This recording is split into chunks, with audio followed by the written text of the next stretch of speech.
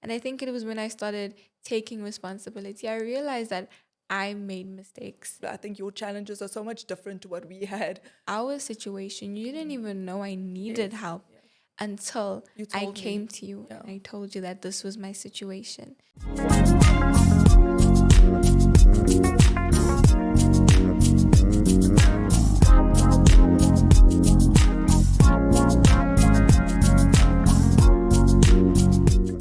Welcome to Powered Up Talk, a space all about conversations that empower.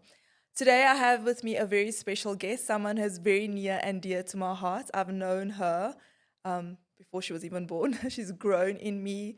I felt her develop within me. She's been a part of my life and a big transformation part of my life. And it's such a privilege and an honor to have my amazing daughter with me today. She's my eldest, my firstborn, my baby. Welcome, Kiara. Thank you for having me, Ma. I'm excited to be here. What a privilege, what an honor to have you. I'm so proud to have you with me as we start on this new journey of my new season of Powered Up Talk. As I mentioned, it's all about conversations that empower. And I find my daughter to be, even though she's only 18, she's very inspiring, very empowering. And I wanted to just have a discussion today about mental health because it's something that both myself and her have challenges with. And I think there's so many others, especially young adults, teenagers that battle with it. And I wanted to have a conversation around mental health, especially knowing you've had a challenge with it. So tell us a little bit about when you discovered you had challenges with mental health. All right, sure. I think the first time I really started to realize that I was, to put it like, sad, was just before I went into high school. So like maybe around grade 6, grade 7. It was around those times. But I didn't deep it very much, because it wasn't necessarily something that was spoken a lot about. I didn't even know what depression was until later on. But it was around grade 6, I think I started to realize or focus on my body image. And I think that was where the first step that made me kind of spiral into everything else that I faced. Um, but yeah, it became a thing where um, I also had my phone and I was on Instagram and I saw all of How these. old were you again when we gave you your first phone? I think I was in grade 4 So would you or say that we younger. maybe it was you weren't ready for it? I would say I maybe should have gotten social media a bit later on. Okay. Yeah, I don't think the phone itself Yes. is the Yeah. issue. It's more what you do with it. Correct. So yeah, because before that we were still small. So I'd Yes. had Instagram, but Yeah. like I would post like my silly Yes. pictures and stuff. So it wasn't Because you were like still trying to figure out who you were and what it exactly, is yeah. that you're still finding yourself, and now you onto a social platform and you're seeing so many different body images and you battling with it, and it's starting to create a persona of what you think your body should look like. So are you saying that that was one of the main triggers that started it for you? I would say that because like looking at my Yeah. pictures when I was younger, I think like from like baby-ish, like no, more from grade 1. Yeah. I was an average weight child. I wasn't Yeah. like Yeah. overweight or Yeah. anything. But then in my other, like as I got older, I could see me starting to like gain a bit weight. Okay. And I do remember, I can't say exactly when, but I do remember there was a time when I was the chubbiest of my friend group. And the thing is, looking back, I wasn't even that big. But like in my mind and now being exposed to these models on Instagram and like people that I looked up to that I thought were gorgeous, Yeah. it started becoming something that I noticed more, I focused on, Yeah. because I was like, okay, I look at these beautiful people and even my friends at the time, I was like, they're really beautiful and they look a certain way. Yeah. So if I don't look that way, does that mean that I'm not beautiful Yeah. or am I inferior? Yeah. Like it was me starting to question that in a way.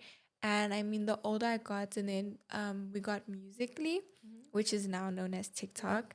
So I feel like it was just being exposed to that and not really And valuing knowing how to myself, deal with it. not knowing how to deal with it, and having a low Yeah, self yeah, image. yeah. And I think it's also I was more of a softer person growing up. Like I didn't have much of a like I didn't really stand up much for myself. So also like hearing things like when we started running, because also with me becoming more chubbier, I started becoming a bit slower in races and stuff. And you know how like kids And yeah, we are, as parents, we think, oh, this child is just losing interest because we don't yeah. necessarily understand what you are also going through. And I think it's so important sometimes for us as parents to also sometimes take a step back and realize, okay, but why is she acting different? Because I remember we used to always say to you, but you're not as vibrant as you used to be. And, Yeah. or, because we expected you to continue Continue being being this little that. bubbly child, but Yeah. we weren't even recognizing that you were dealing with these things. I mean, I can't blame you Yeah. because that was my personality. Yeah. And I feel like I was still a bubbly child. I just started being more in my shell.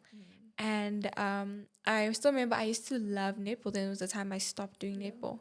And I won't say I stopped doing everything completely. I still loved doing activities. I Yeah. still loved being active. It's just I became more like aware and overconscious. So then certain things I stopped doing.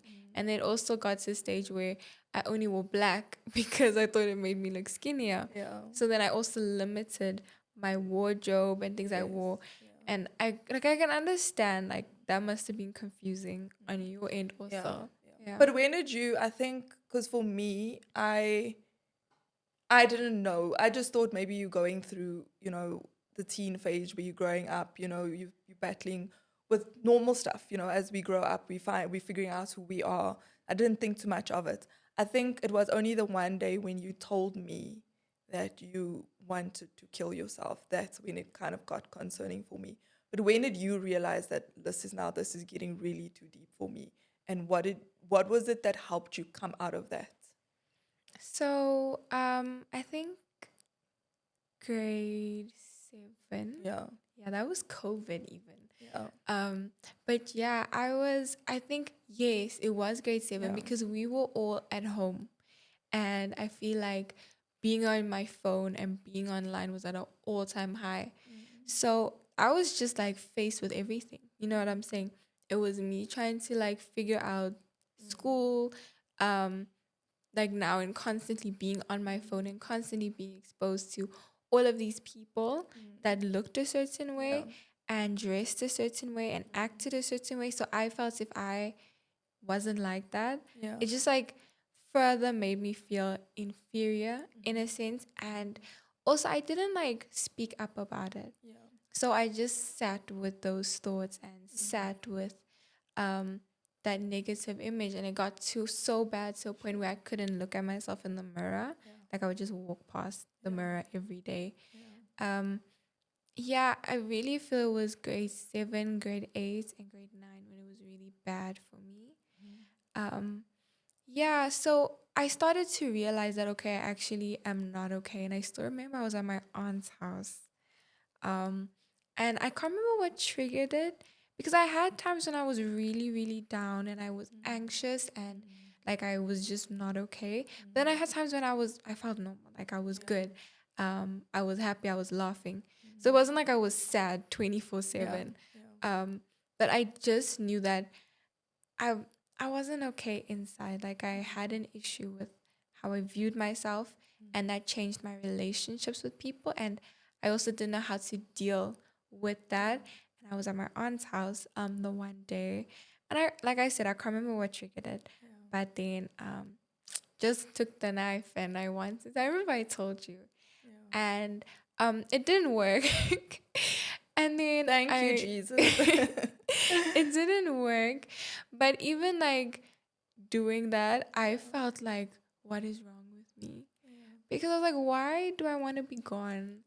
Like, what is it? Because I don't think I fully comprehended why I was feeling the way I was feeling. You know what I'm saying? I just knew I didn't want to be here anymore. Everything felt like so overwhelming.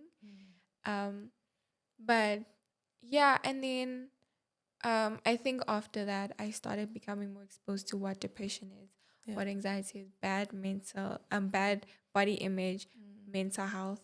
I started becoming more exposed, and it interested me, I think, because I related to certain things. So I was like, okay, I'm not alone in this. I'm not crazy. Um, so, but I think what helped me to really overcome all of that, because I've had my ups and downs throughout the year. I think it really started, like I said, when I was a bit younger. And through my high school career, I've had my ups and downs. But I would say what really like changed my thinking, what really shifted for me was grade 10. Okay. Yes, when I Why went grade to 10? so I went to a new school, Yes. and this was the first time I had freedom, I Yeah. could say, because being at my previous school, my aunt was a teacher there as well. And I You were was very always like, I was sheltered. very sheltered. Even the Yes. school that I went to, it Yeah. was a very sheltered environment. Everything was very controlled. Yeah. And then the school that I went to in grade 10, it was basically like university, Yes. if I could say, because anything could slide. You know what I'm saying? Yeah. Like I had access to anything I wanted at any time. And I also felt like because you guys trusted me, I kind of took advantage of that.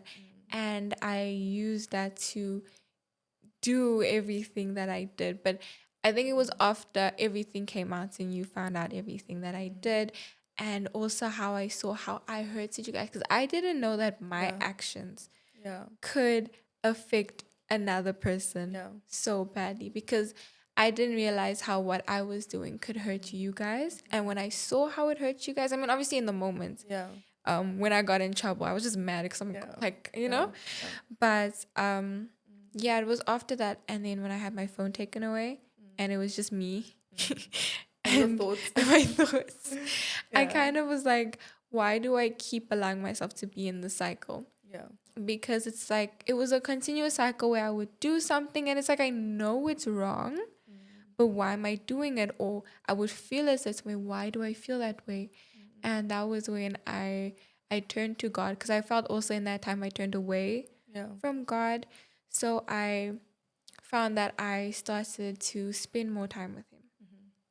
And I questioned, I was like, why am I feeling the way I'm feeling? Because I have like ideas Yeah. of why I'm feeling, but what is the reason? And I feel it was in spending more time with Him Yeah.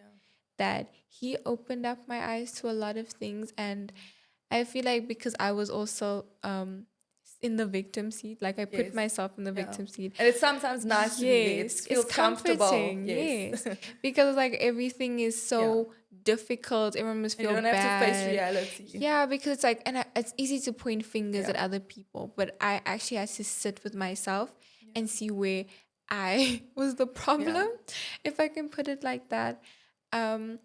So I think it was also getting out of the victim seat and Okay. realizing that as much as it's easy to feel sorry for yourself, you can't stay there. Yes. You You need know to what take you need responsibility to. for your own life. Yes.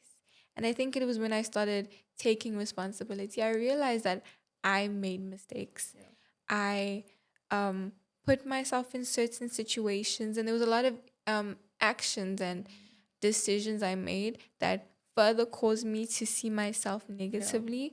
So I think it was when I took responsibility and accountability and action for my own life that I realized that um, I didn't have to Yeah. stay the way I was. I didn't have to continue feeling the way I did. And I mean, it's easier said than done. I'm still working on it. Yeah. But I do think that was when the The shift shift happened. happened. Yeah. Yeah. I like that you said it's because now you're sitting with your thoughts and you reconnecting to God, because I'm a firm believer that we become what we behold. So if you're constantly focusing on negative news, then that negativity will get into you, and that's going to be the outcome. So if you're going to focus on God and how big He is and His greatness and His purpose and His plan for your life, it shifts your whole mindset.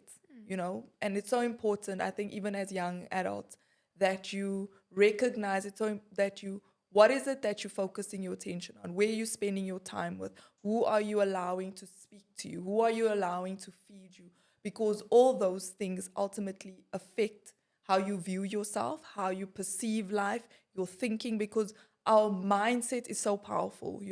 If you transform your mind, you can transform your life.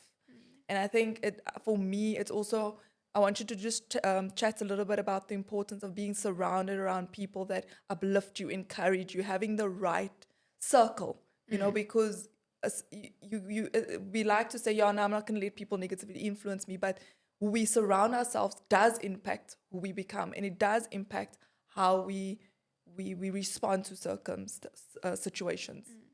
I'm glad you mentioned that Yeah. because that was a big effect. I won't lie. Um, but yes, I think also after the realization, the only time I could go out was for youth. So Yes. I was like, okay, I need to break away from the house. I need to go out, other than school, obviously. But also, I was still at that school, Yeah. and the people I was friends with, Yeah. they weren't the best influence. Obviously, I can't blame everything on them, but they didn't showcase who I wanted to be. Yeah. So I started going to youth more often, and the youth pastor, it felt like he was speaking to me. Yeah. Because everything he was saying was so aligned, and I still remember just crying, like almost every Friday, because it's Fridays, and almost Yeah. every Friday I was like crying, Yeah. or I was going up to the front for him to like lay hands and just Pray for you. pray over me, Yeah. because I really felt like I needed that. And I got closer, and I mean, I've known these people almost my whole life, Yeah. but I got closer to my friends at church that went to youth, and I'm like so close with them now. And I really feel being friends with them and being in that space and going to youth and, just the environment to really change the way I viewed myself and how I viewed the world and how I viewed situations. Completely, completely. It's so important. It really is, because now, like if I'm dealing with something, like I told you about this, where I did say, like speaking to my previous friends, it's just like a different perspective. You know what I'm saying? Because you can tell your friends, "No, I'm feeling this way," and they may not give you the best advice. Yeah. But now, like speaking with my friends Who's from church like-minded. who's like-minded, Yeah. and they don't just feed into what's comforting. Yes. They They correct they'll you where you need. correct you where you need to, Exactly. but lovingly. Yeah. So they keep me accountable, and then they remind me of who I am and who God says I am, not just how I'm feeling. Yeah. So I feel it's really important to have the right circle, because that's who you surround yourself with all the time. So obviously, whatever they're giving off, you're feeding into. You know what I'm saying? And it will affect you whether you think it will or not. Because even in the environment that I was in, it did negative affect me. I just used to feel sad just being around certain people because of that I want to say like that energy they gave off. Yes. You know what I'm saying? Yes. Where it was Yeah. just like so deep and so dark Yeah. and so heavy all the Yeah. time. Yeah. It does really impact you. So I feel like choosing your circle and choosing who you surround yourself with is really, really important. And I think also in that you renew your mind, because sometimes we get wrong perspectives about life. We get wrong perspective of ourselves, because you mentioned low self-esteem that entered because of what you saw or what you thought you should look like. And I think it's also important, once you shift your mind and you shift your thinking around, I am made in God's image, and reminding yourself of your value and reminding yourself of your worth. And you only find that in an environment where people speak the word, where people speak life over you. Because it's so easy to be around friends that can criticize you, or being around social media and looking at this persona of perfection, which is actually not real, you know. And I think for young adults in particular, I think your challenges are so much different to what we had growing up. We didn't have every, like, I mean, it's all over. You can go into the phone right now and you can, I mean, even the apps, if you look at the apps, you can change the way you look, you can change your face. It's like, it's all over, it's constantly. And I feel like the enemy's attack has always been on identity and image and your value, because once he can discredit your value, your worth, he can destroy your life, because you will feel like, I'm not good enough. I can't do this, whether it's in schoolwork, whatever it is. So he's always going to come after your image. He's always going to come after your mind, because if he can get that, he can pretty much destroy your life. And I think even from you, for me, it was so scary when you told me, and it wasn't just once that you wanted to take your life, you know. But I think of it, it's like, because there's such greatness on the inside of you, there's such a great purpose on the inside of you. So he's always going to come at a young age to try and pull you out of God's will and purpose for your life. But I want you to also maybe just, what message of encouragement would you give to someone who is feeling like you felt, and feeling like there's no hope, and feeling like there's no point for my life?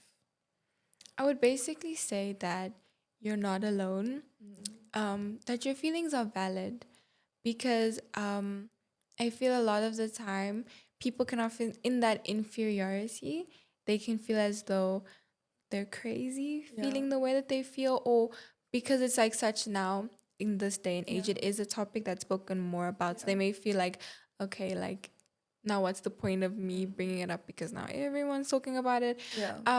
But I would just say that you need to realize that, like you said, the enemy does come at a young age. And I feel like in knowing that, it's just that there's probably a big purpose in your life, and that you are valued. You are here for a reason.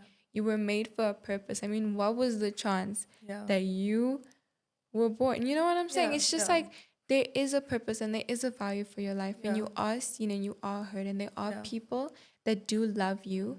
And yeah, I would just say that even if it feels like there aren't people, then it's a thing of finding those people, because I feel like also isolation isn't a good thing. Yes. And that's always what happens, because now Yeah. you're feeling so bad about yourself That you that you actually start isolate. isolating yourself, and that's such a Yeah, dangerous place to it be at. is. So it's like connecting. I feel like being around like-minded people that want the best for you genuinely is such an important thing. Yeah. Because like that isolation, and it's so easy to stay in that place of depression or Yeah. anxiety or bad thinking. You know what I'm saying? It's so easy to stay in that place because you keep it with yourself. But I feel like Because it also becomes like self-pity, and it feels Yes. comfortable, and Yes. you feel sorry for yourself, and you stay in that space. But I know I don't want to take away, because depression is so broad, and there's a chemical part imbalance in your brain, and there's a lot of aspects to it. So I don't want to take away from that, because I know that there comes a point that you need to get You need to get medical medical help from assistance, that. and I'm not necessarily talking about that aspect, but just the importance of, even from a parental perspective, reaching out to your parents, reaching out and saying, listen, I need help. Listen, I'm battling with this, you know, because it is really vital that you Also reach someone out. you trust. Yes. Yeah. Because like I said, I do feel that, and even if there isn't, then it's really important to find those people, because like asking for help is the first step. Because like I always say, you can't help someone that doesn't want to be helped. So, and also like with our situation, you didn't even know I needed help until You I told me. came to you Yeah. and I told you that this was my situation. So yeah, I would say that is like something really important. Yeah. Yeah, that's so true. And I think for me also, I remember when, just on a personal perspective, there was a season where I was battling with it, and I went to go speak to someone, and they just said to me the importance of praise. And that still rings true to my life. Like, I think of it even where the Bible says, put on the garment of praise for the spirit of heaviness. You know, there's such power in just taking your mind off where you at in your circumstances and putting your focus on God. Once again, like I said, we become what we behold. So if we're focusing on God and his greatness and what we have to be grateful for, and less focus on our challenges, you know, it really does shift how you see things.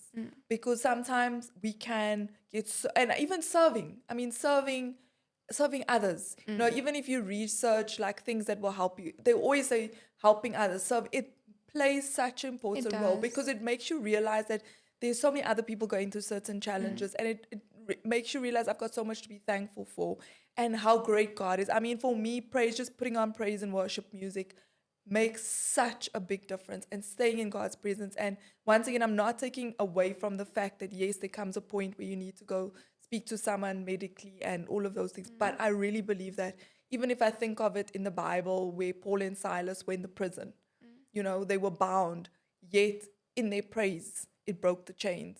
And for me, that was for my personal thing. In praising God, in spending time in His presence, you can literally feel the chains breaking, because it takes you're focusing so much less on yourself, and your focus is more on God and His greatness, and that there's a purpose for my life. I'm not here by mistake. You know, there's a reason for my existence. No, that's so true. Because I think with serving, that was another thing that tremendously changed my perspective on life. Because I have noticed personally, being in that space of like depression and just like, because I feel like in those moments I'm hyper focused on me, and I'm hyper focused on how I'm feeling. And even if it's like, how do I get better? You know what I'm saying? Or everything going wrong and how to fix it. But in serving, it's not about you anymore. It's about how can you help this person?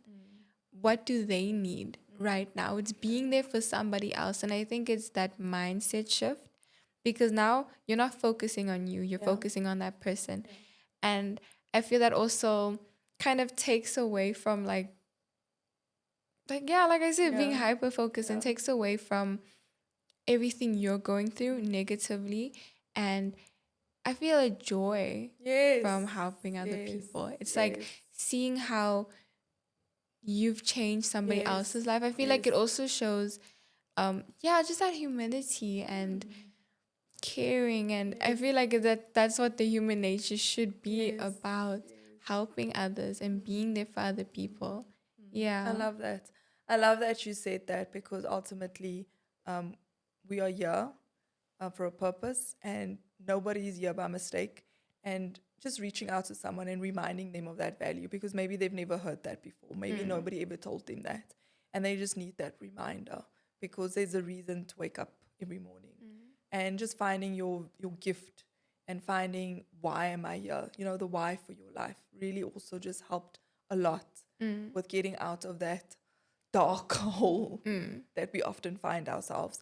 But in closing, is there any closing remarks from yours? Is there any encouragement you just want to share with someone from your perspective?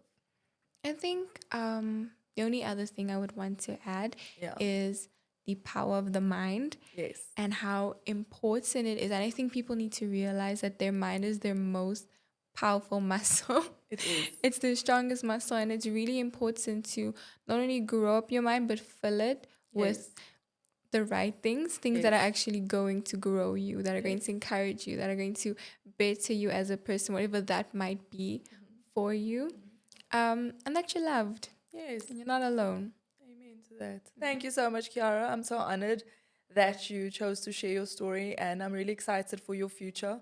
And I think looking even how you went through mental health challenges, and now you're going to be studying psychology, because, you know, oftentimes our test becomes our testimony, and God uses the challenges for His glory. So I'm excited for your future, and I know that there's going to be many that's going to be set free, and God's going to use you mightily in this space of mental health. So thank you so much for being with us today, and I'm so proud of you.